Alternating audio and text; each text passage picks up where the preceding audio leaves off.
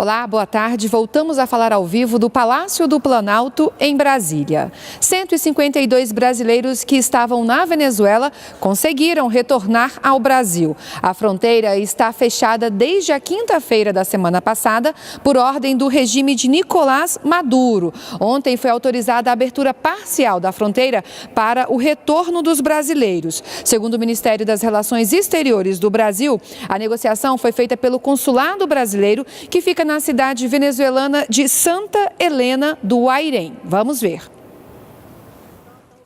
No retorno para o Brasil, o alívio.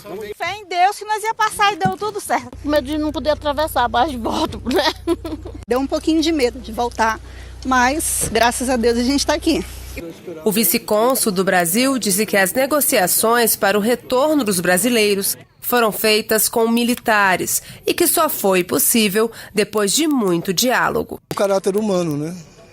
O caráter humano, porque nós temos crianças, nós temos bebês recém-nascidos, nós temos idosos com problema de saúde, e isso tem que ser explicado muito bem, tem que ser mostrado que realmente há necessidade. Ainda segundo o Ministério das Relações Exteriores, os outros consulados do Brasil na Venezuela informaram que, no momento, não há cidadãos brasileiros querendo retornar. O governo brasileiro continua acompanhando a situação da fronteira. Agentes da Polícia Rodoviária Federal e do Exército Brasileiro estão na região. Sem a passagem da ajuda humanitária, a falta de alimentos e medicamentos está se agravando ainda mais. Na cidade venezuelana de Santa Helena do Guairém, que fica a cerca de 15 quilômetros da fronteira com o Brasil, há relatos de que faltam os produtos mais básicos. Bom, e agora mudando de assunto, aqui em Brasília, no Palácio do Planalto, o vice-presidente da República, Hamilton Mourão, recebeu essa manhã alunos do Colégio Militar de Goiânia. Depois de visitar o vice-presidente, os alunos fizeram um tour para conhecer o prédio principal do Palácio do Planalto. Já o presidente Jair Bolsonaro só tem agenda por aqui às 5 da tarde. Ele vai participar da reunião do Conselho de Defesa Nacional.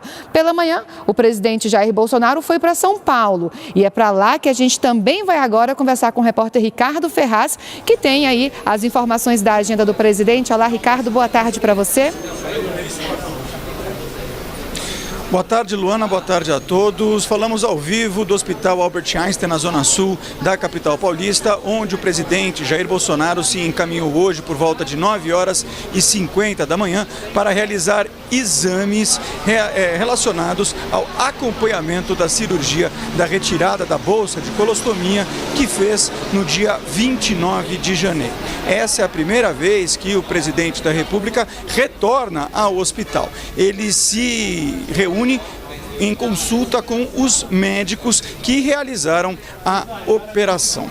Jair Bolsonaro deve retornar a Brasília no início da tarde de hoje para cumprir a agenda prevista para as 17 horas. O presidente realizou essa cirurgia da retirada da bolsa de colostomia depois que sofreu o atentado durante a campanha, quando ele tomou uma facada, e ele realizou 3 cirurgias depois deste acontecimento. Ele ficou na última cirurgia internado durante 18 dias e teve alta no último dia 13. Voltamos a qualquer momento com mais informações. Continue acompanhando a programação da NBR, a TV do Governo Federal.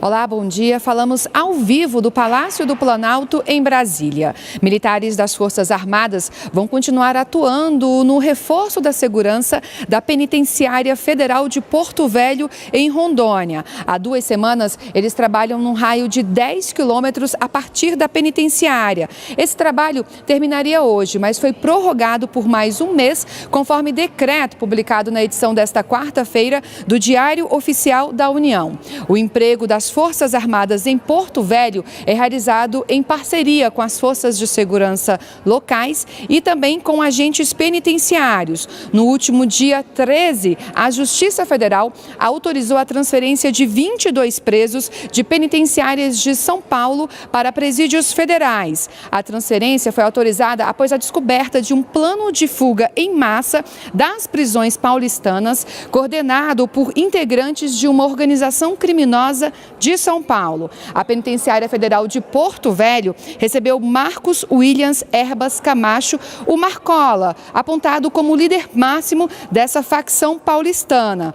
Também há 2 semanas, o governo publicou portaria tornando mais rigorosas as regras para visitas em presídios federais. As visitas nesses presídios, elas agora são permitidas apenas por meio do parlatório, que é aquele vidro que fica entre o preso e o visitante e que eles conversam por meio de um interfone. Essas visitas também podem ser feitas por videoconferência. As visitas nos pátios dos presídios, que antes eram a regra, agora são exceção, permitida apenas para presos que fizeram acordo de delação premiada ou que tiveram ótimo comportamento durante 360 dias seguidos. As visitas íntimas nos presídios federais seguem proibidas para membros de facção criminosa, líder de quadrilha ou para quem tentou fugir da polícia.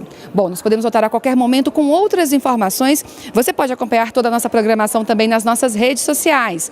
Fique com a gente na NBR, a TV do Governo Federal.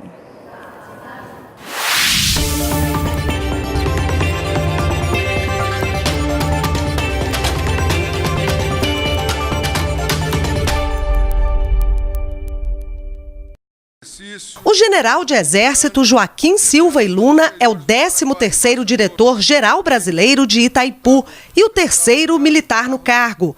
Ex-ministro da Defesa, ele foi indicado pelo ministro de Minas e Energia, Almirante Bento Albuquerque.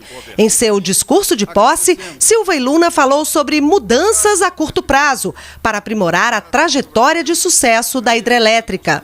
Itaipu Binacional é a maior geradora de energia limpa e renovável do mundo, papel que foi ressaltado pelo ministro de Minas e Energia. A usina pertence ao Brasil e ao Paraguai. Pelo acordo, os países têm direito a 50% da energia produzida. O Paraguai não usa toda a sua cota e vende para o Brasil o excedente. O mandato do novo diretor-geral brasileiro de Itaipu vai até maio de 2022. Ele assume no momento em que devem começar as discussões sobre a renegociação de uma parte do Tratado de Itaipu. O documento prevê que em 2023 serão revistos os valores da venda ao Brasil da energia paraguaia. O presidente Jair Bolsonaro, antes de participar da cerimônia de posse, se reuniu com o presidente paraguaio, Mário Abdo Benítez. Além de Itaipu, os 2 governos têm outros interesses em comum. O Brasil é o principal parceiro comercial do país vizinho. Em 2017, o intercâmbio comercial foi de 3,78 bilhões de dólares. E o Brasil mantém ainda o 2º maior estoque de investimentos diretos no Paraguai. Agora a intenção é estreitar ainda mais esses laços em obras importantes para os 2 países.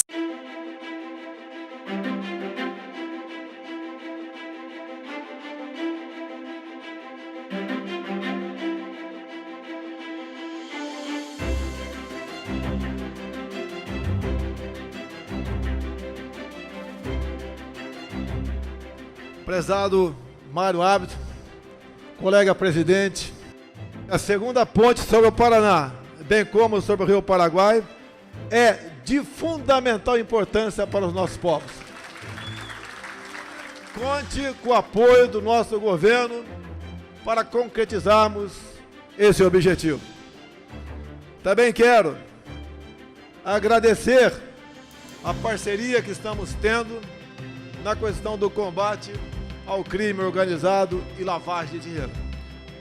Será um prazer recebê-lo em Brasília no próximo mês, onde aprofundaremos outras discussões para o bem-estar dos nossos povos.